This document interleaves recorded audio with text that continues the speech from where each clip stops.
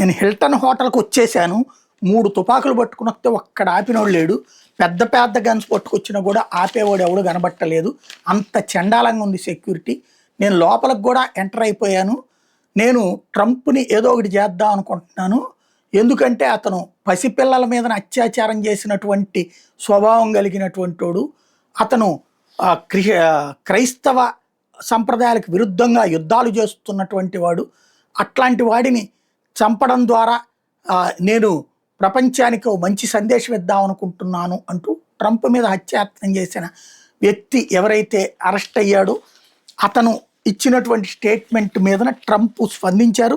శ్వేత సౌధ విలేకరుల వార్షిక విందులో కలకలం సృష్టించిన కోల్ థోమస్ అలెన్ క్రైస్తవ వ్యతిరేకని ట్రంప్ ఆరోపించారు. అతడు లేఖలో చెప్పినట్టు నేను రేపిస్టుని కాదన్నాడు.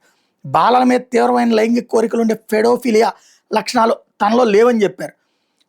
వైట్ హౌస్ సమీపంలోని హోటల్లో శనివారం రాత్రి జరిగిన విందు సమావేశంలో తన మీద దాడికి ప్రయత్నించిన అలెన్ ఓ లేఖలో తన మీద చేసిన ఆరోపణల గురించి సిబిఎస్ 60 Minutes అనే ఇంటర్వ్యూలో స్పందించారు.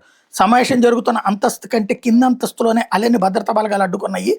వాస్తవంగా నేను పైన ఉన్నాం, మా దగ్గర దాకా రాలేదు. అప్పుడు కొంతమంది నన్ను పడుకోమన్నారు, నేను పడుకోనన్నాను, ఏం జరుగుద్దో చూద్దామన్నాను. కానీ పదే సెక్యూరిటీ వాళ్ళు పడుకోమంటంతో నేను మేలోని అక్కడ కింద పడుకున్నాం.